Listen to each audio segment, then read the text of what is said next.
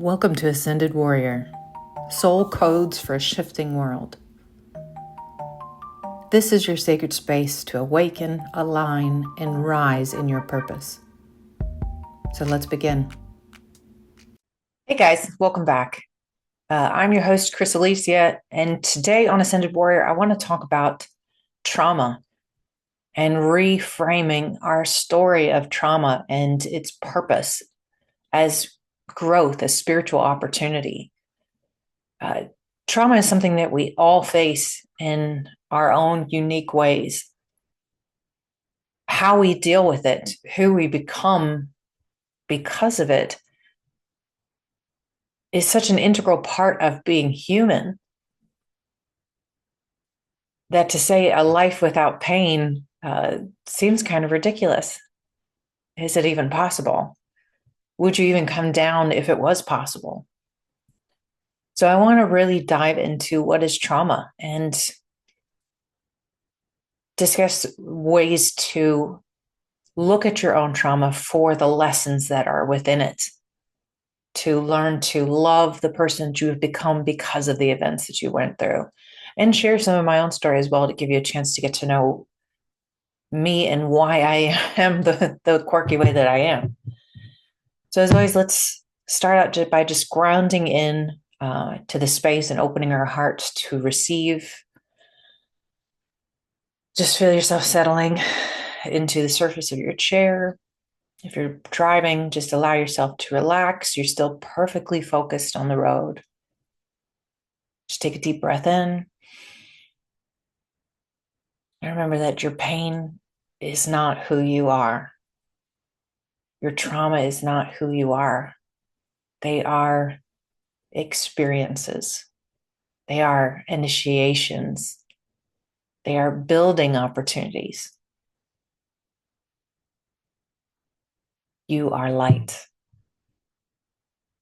You are not your trauma. And with a deep breath in, let's dive in. So when I talk about trauma as a spiritual opportunity, I don't say that lightly. This is not something I say because I don't acknowledge pain or because I'm willing to minimize people's experiences. I'm absolutely not. I've had some severely traumatizing things in my own life. What I mean by spiritual opportunity goes back to that life between lives that I talked about in episode 3. I have seen through my own meditations and my own channeled information and the other information that I've read about our home space, our true space, that one of the things that we do, one of the primary things we do before we incarnate, is we set up a lesson plan for ourselves. And that lesson plan is filled with opportunities for soul growth.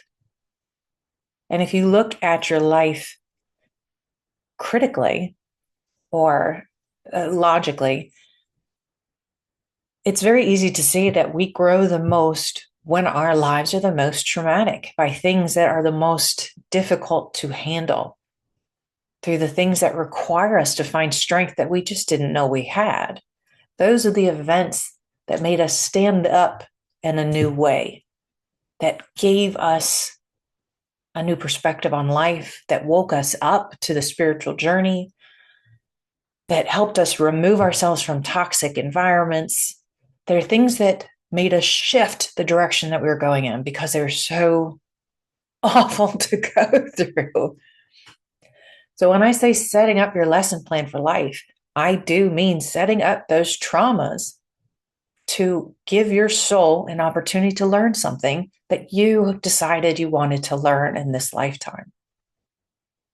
And trauma is never going to be easy. A mother coming in and losing her child is arguably one of the hardest things a person has to go through in life, to lose a child. When you look at that event as a spiritual opportunity for growth, and you look at the child's role in that journey, it reframes your opportunities to see it differently. And I've had several friends who have gone through that. Several friends who have lost their kids to the fentanyl, um, which is a compounding trauma on top of trauma because it feels so sudden.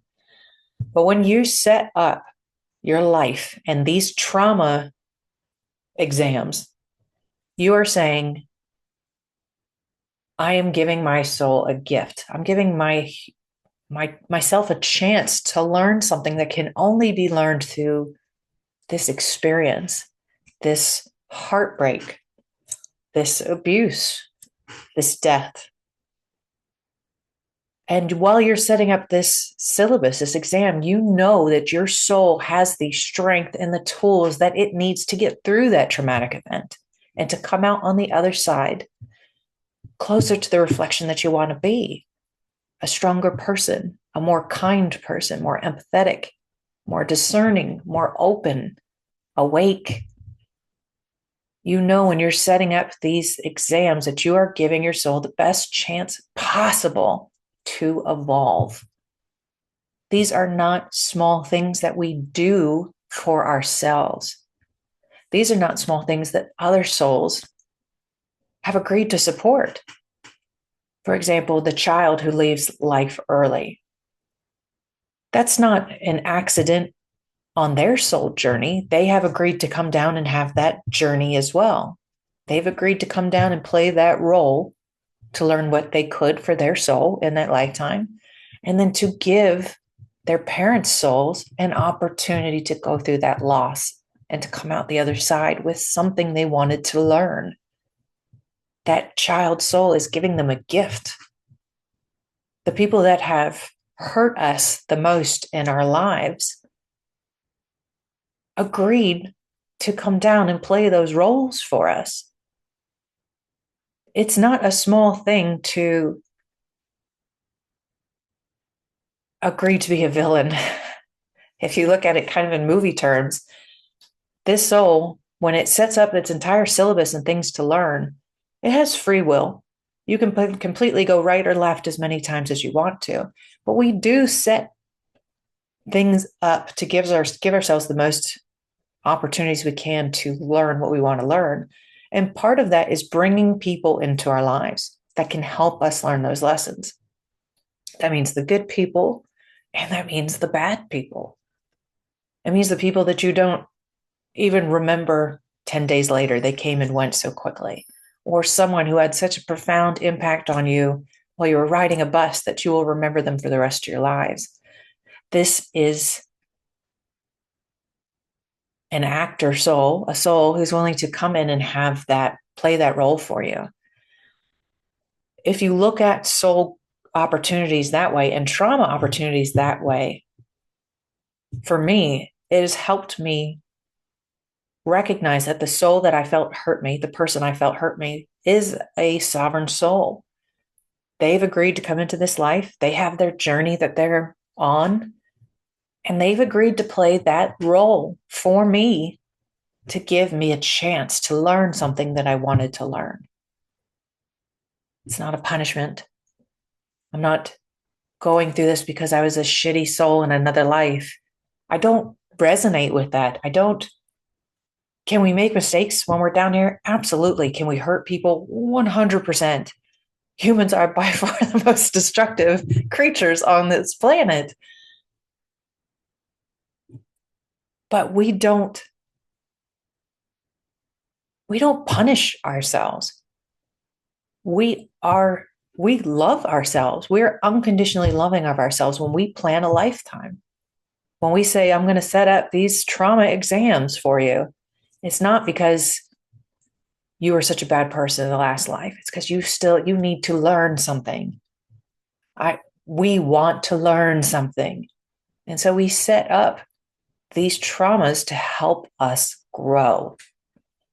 And I can say this with 100% definitivity because it resonates with me, because I have looked at my own trauma and seen that it's not a punishment. It's not this person being mean to me and they were the bad guy and I was the good guy. That doesn't exist in souls. It was an opportunity for me to learn. And when I started picking apart all of those breadcrumbs, all of those clues from the trauma, the type of trauma that I had gone through, the people who were involved in the trauma, I saw that there was a pattern to my trauma. There were things that repeated themselves. I had gone through the same type of event multiple times. That was a lesson that I desperately wanted to learn in this life. And by looking at it as a syllabus that I'd set up for myself, as a story that I'd set up for myself in order to learn, I was able to see that pattern and see that lesson for what it was. It was an opportunity to grow. And those events stopped happening, certainly to the same power that they did before. And I promise to give you more examples later, but understanding that not only does your trauma not define who you are, it's a gift you gave yourself in order to become who you want to become. And if you can look at yourself at the end of the day and say, I love who I am, then not only was it worth it, it was the best gift you could possibly give yourself. I love who I am in this moment. I love the fact that I am coming on here and sharing this with you, even though it is very nerve-wracking to do this and to put myself out there in this way. I love who I've become through my trauma, through my experiences, through the opportunities, through my losses and the pain. I love who I am, and I would not change a single moment of my life because it got me here. I want to continue to grow and evolve and all the rest. Otherwise, I would have left this life already. There's always more to do and to learn. That's the best part about being a spiritual seeker, is it never ends. You never get the answer. If anybody ever tells you they have the answer, run away because it never ends. You can always get wiser. You can always become more loving. You can always become more resonant with who you are as a soul and bring those gifts to other people. So when I say I have reframed trauma to see not only the opportunities, but the gifts, I'm 100% serious. I've done it for myself. So one of my biggest traumas that I faced, let me just take a step back and tell it more of as a story. When I was growing up, I was very close to my mother. She had always suffered from bouts of depression, but I wasn't really aware of them as a child. I knew she would get very upset with my dad sometimes, but she was my best friend. We would watch Star Trek Next Generation together. We'd watch Lonesome Dove movie marathons. And we just had an incredibly close bond, to the point where, and I didn't recognize it at the time, she would occasionally use that bond against my father. When I reached the teenage years, her personality started to shift. Definitely possible there's some bipolar in there. I know that she was on medication on and off, but she started drinking very heavily. And she started doing drugs. I would find drugs in the house. Saw her buying drugs on one or two occasions. And she decided to divorce my father. That moment was like a catalyst moment for her shift. Now, she'd always been a spiritual woman. She studied Edgar Cayce right alongside my father, which is one of the reasons that I found the Edgar Cayce Institute as an adult. They used to do yoga and they used to go on retreats, but something happened in that time of her life where she stopped fighting. It felt like she stopped fighting her demons and kind of gave into that side of the journey. She started drinking and doing drugs very heavily, divorced him. And now that he's gone and out of the house, her fear and her just being lost at that time turned into abuse, focused primarily on me as the oldest child. For me, it felt like it happened overnight. I went from having this woman who is all important to me. And yes, there were moments looking back that I realized were indicators that she was suffering from something. All of a sudden, she was not the woman that I loved, and I could not figure out why. She told me she hated me. She told me I was a terrible child. She physically attacked me on a couple of occasions, one of which she was there was this summer, I think it was my freshman year of high school, right before my freshman year, where she was just gone for days at a time. My younger sister and I wouldn't see her at all. And I had to be 13. My sister was roughly 10. And she would just go to a friend's house and she was never coming home. So one day when she did come home during the day, she mentioned something about doing the dishes or something. And I got snarky. I said, well, come home and do them yourself, which is not the smartest thing. But I was so angry and I was so confused as to why she just left us. And when she was home, she wasn't the woman we knew. She verbally and physically hated us. And she attacked me. She grabbed me around the throat and she threw me against the glass wall, separating the backyard from the house. And my younger sister grabbed a giant horticultural book off the shelf and hit her over the back with it until she released me. Through that time period, which the abuse went on for several years. During that time, I would keep running away with my sister. I would take her and we'd go to my dad's house, and he lived about 3 or 4 miles away. But he kept bringing us back because he wanted us to have a relationship with our mother. And he couldn't quite grasp how bad it had gotten and how she could be that different. Yes, they had had issues, but it never really gotten to that level. But like I said, it was like she just stopped fighting against whatever it was that she was dealing with. For me, the biggest trauma was trying to understand what I had done to deserve this woman who is now such a central part of my life. How could I get her back? Was it something that I could change? Was it something that I could fix? Was I a bad kid for not wanting to live with my mother anymore? So it took me several years to really sever completely the relationship with her, which is what I ended up doing, no longer taking her phone calls, no longer speaking to her. And we haven't had a relationship now for 30 years. That event led to an incredible amount of depression for me through my high school years. I would go to class, I would play sports, and I would sleep. And that was all I wanted to do until like the end of my junior year. I started to kind of come out of it. But I did not want to live. I would sleep with a knife under my pillow just to remind myself that I could stop this if I really wanted to. And while I never attempted to hurt myself. I was punishing myself emotionally by not connecting with people, I had nobody to talk to that this was happening. I was trying to protect my younger sister. My father didn't really understand, and he was dating and doing his own thing at that time.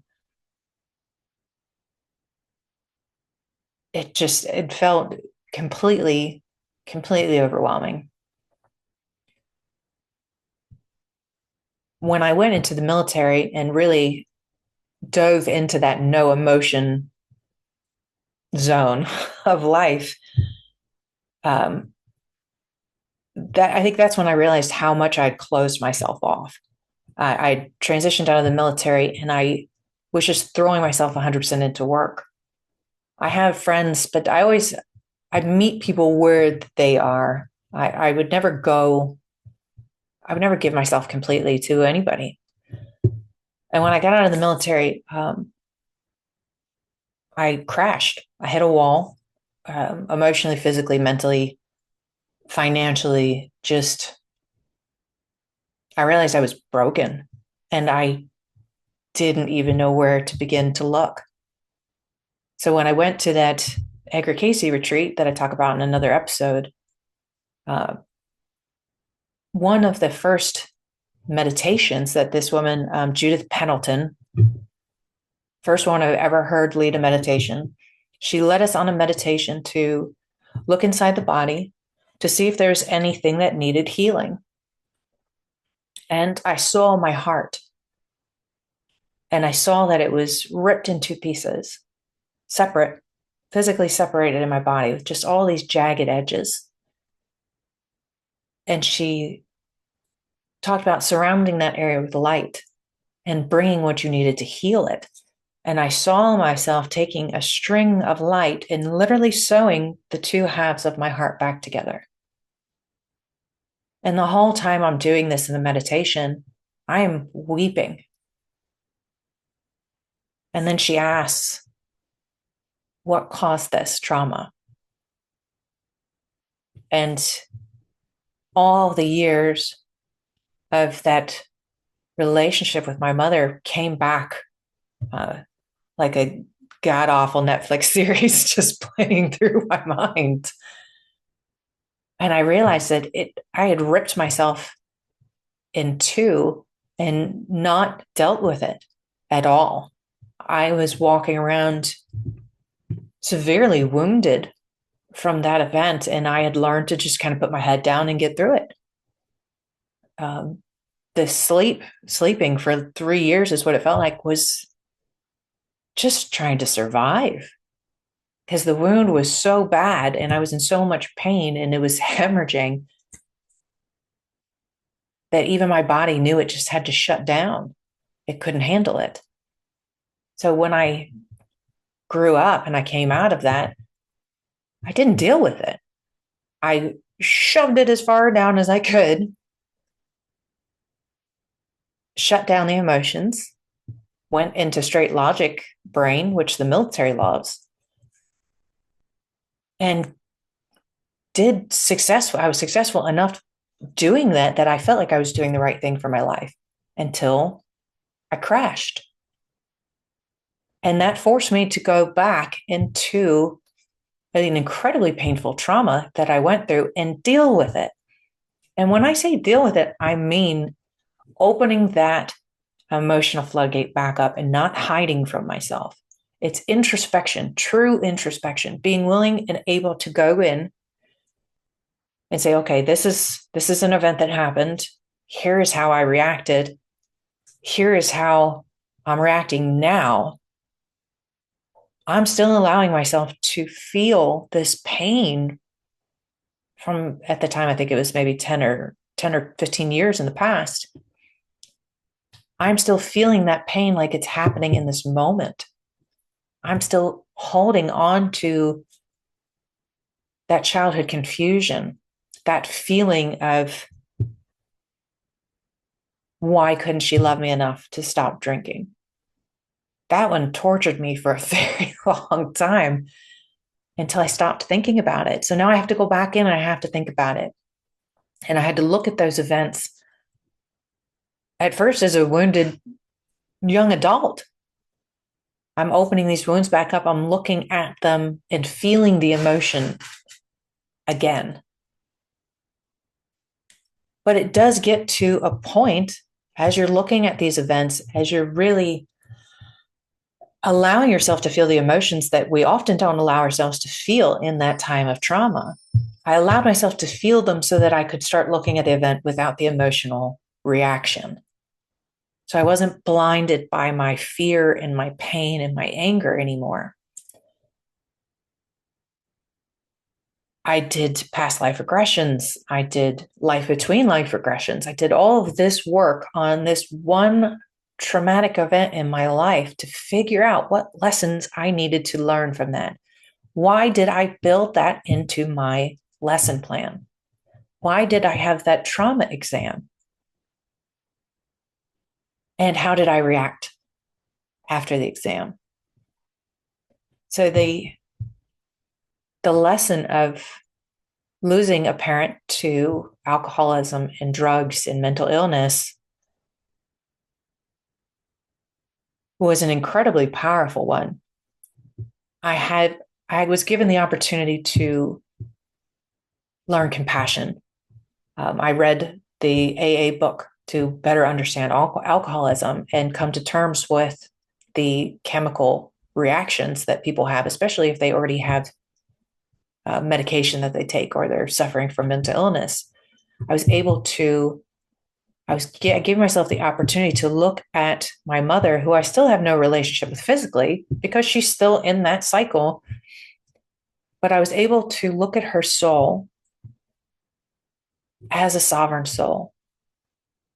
She is a perfect energetic being, just like me. We came down here to have a human experience and we agreed to play these roles for each other. There were rights and lefts that we could have taken at any given point. But looking back, she is the epitome of a soul that I had to recognize as a sovereign soul.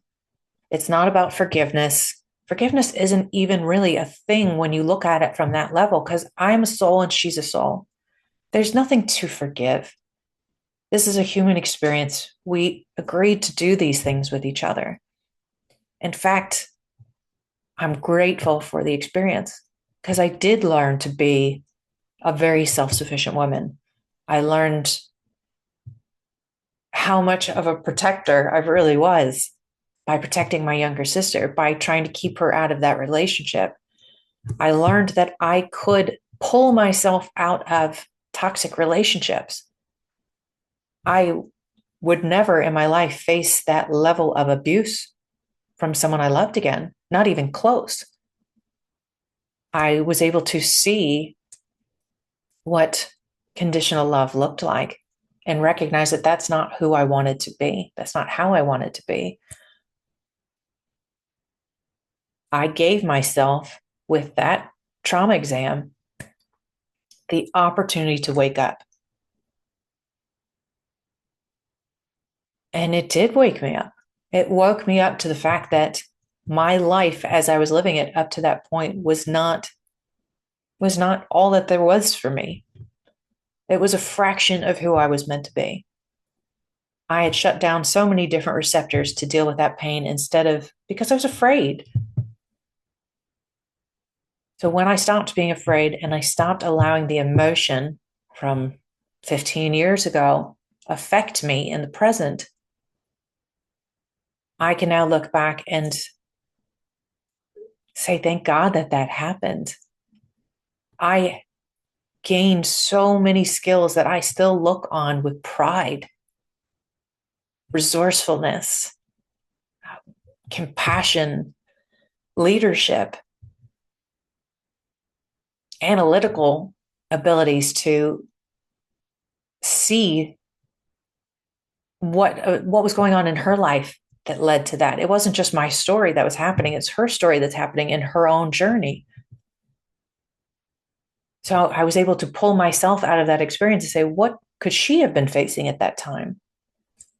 Was she possibly doing the best that she could with where she was on her journey? Her journey was traumatic and painful, like everybody else's.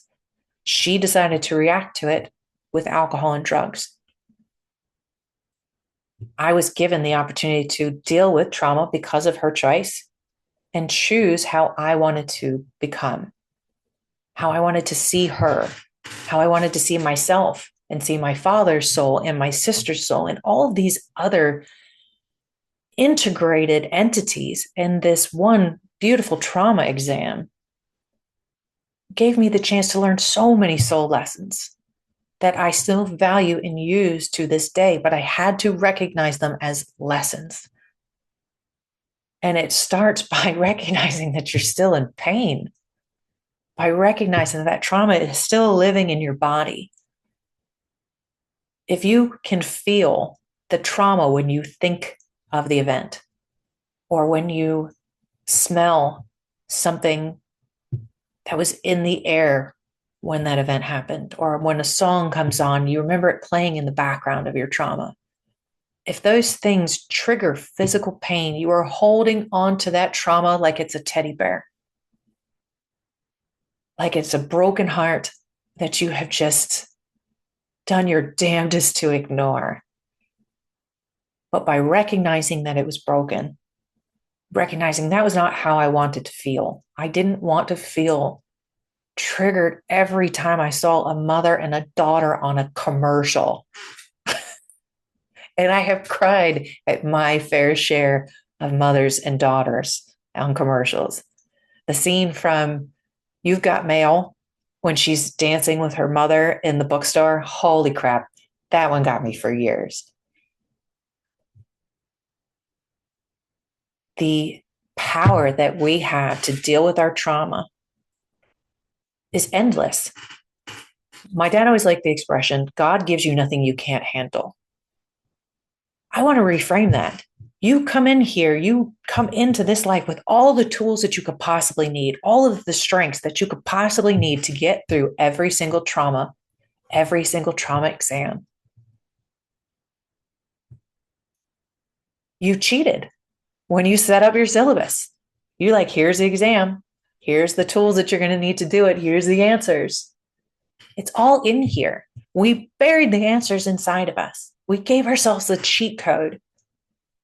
We just have to be willing to pull our heads up and make a conscious decision on if we want to continue to carry that trauma as something that happened to us, as a wound, or go in, do the work, and look at it as an opportunity to find how much you have grown, how powerful you are, how much you've learned to love yourself. I love who I am. I would not change a single moment that I had with my mother in this lifetime. Not a single one. I have zero regrets and I have zero anger or pain towards that anymore. Because I recognize that my soul gave me that opportunity. I needed to go through that. I wanted to go through that. And I am so glad that I did. And that is one traumatic experience. Being on a spiritual journey takes time. It takes work. And you can see when people aren't doing the work. You don't learn to meditate just to bring your heart rate down and to be calm for 10 minutes a day. Meditation is a tool. It's a tool to calm the mind, to calm the body, and to be able to observe your experiences. The Buddhist mantra is to be the observer, not the participant. You don't have to feel your way through an event. You have to observe it. If you can step back and observe your life and the events that have happened through that Buddhist mindset, through the spiritual mindset, then you can start to see it as your personal story, your personal syllabus. It is a gift that you gave to yourself. All of that trauma. The abuse with my mother is definitely something that was a highlight of this life. And it wasn't the only trauma. And I'm sure I still have trauma to come. But how trauma affects me now is not the same way that it did then. I was blasted. I didn't know how to handle it. I didn't know where to look. I didn't know who to talk to. I didn't know to even go inside and see how I felt. But now when I deal with events that are painful, my first thought, once I get out of the haze of, oh shit, my first thought is, what is this teaching me? What is this event teaching me? Especially if it is something I've gone through before. There are events that I have gone through multiple times in this lifetime, and it's because I'm giving myself another opportunity to choose a different direction, to choose a different way to react. Tedious, yes, 100% tedious. But when you see those traumas come up, like an abusive relationship, having a series of abusive relationships, having alcoholism pop up repeatedly in your life, toxic work environments, it can truly be endless. Physical injuries, endless. You start to see these things pop up again when you're the observer. those are really important to pay attention to because they're going to keep happening until you learn that lesson. That's essentially your soul sitting on your window, just going, that's not a tapping sound. Let me just tapping on your window because you are not paying attention. When you start paying attention, the trauma might happen again, the event might happen again, but you no longer break. You no longer get blasted. It's something you're allowing to pass through you. And when you let that trauma pass through you without holding on to it like that trauma teddy bear, that's when you know your soul has learned that lesson.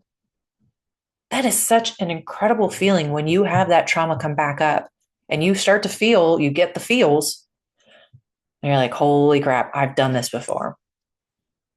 I've been in this situation before. I didn't want to handle it the same way I did before. Let me try to handle it like this. Maybe I step back as a spiritual being having a human experience and I say, this is not who I am. This is an event. This is a class in my syllabus. I'm going to try this instead. I'm going to let it pass through me. And it starts to feel like you are a grounding rod in the middle of a tornado. It just doesn't move you the way that it used to. Things still happen in my life all the time. And that's not to say that I won't get blasted in the future. That's a choice I'm going to have to continue to make. But in this moment, with the world as turbulent as it feels, I am happy. I am calm. I trust that we are sovereign souls and that we've agreed to do these things with each other. I am grounded in this moment and I am allowing this tornado to pass right through me.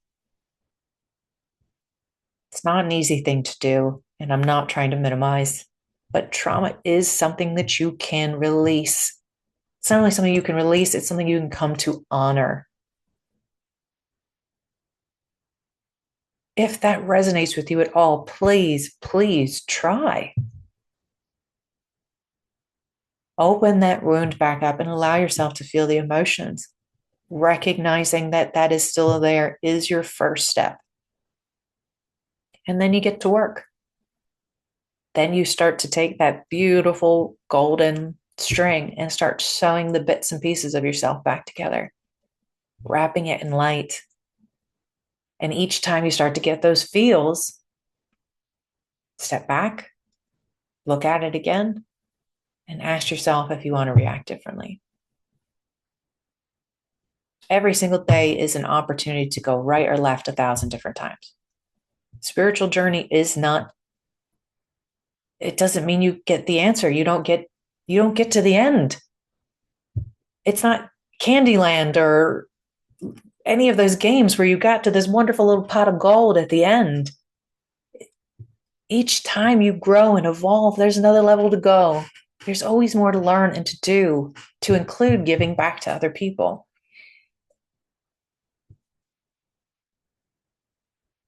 This is not a journey of individuals, and it might feel that way, especially when you're in trauma. We're all going through it. We've all gone through it. We've learned to deal with it. We're still in the mix of it. Community is such an important part of this healing. You don't have to do it alone. Join a group that allows you to reframe your trauma to help you process it and release it. Whatever that group looks like. Find meditations. And just if you look for healing meditation, I guarantee you'll find thousands. And I can link Judith Pendleton's in here if I can find her. She wasn't on YouTube recently. Give yourself the gift of healing and releasing that trauma. Put the teddy bear on the shelf. The trauma teddy bear is not needed. I hope that resonates with you because it feels really good just to say that this is not only something that can be done, this is something that people are doing all the time. This is something we're going to continue to have to do while we are humans. But you're a sovereign soul. You are incredibly powerful. You have all the tools you need to deal with that trauma. You have the cheat codes, answers inside of you. It is time to be conscious and make a different decision. I love this community so much. I love the spiritual journey, and I hope that comes forward when I speak. I get so passionate about this because I am. I'm constantly in awe of the things that I discover on this journey. And I don't want that to end. Thank you so much for listening. I do ask for some help to get this podcast out to other people that could benefit from it, to a larger community. So please rate the podcast and whatever you're listening to. Please like the show, share it with people that you think could benefit from this. It is very hard to be found when the world is so noisy. So any help would be so gratefully. I would appreciate it so much. Thank you guys, as always. Check me out on my website for new meditations. And if there's anything that you want to dive into in this show about spiritually reframing life, please let me know. I am always open to go into any topics. I don't want anything to be taboo on this show because we are souls having a human experience. And the physical stuff means very little compared to that. So until next time, my beautiful light beings, love and light.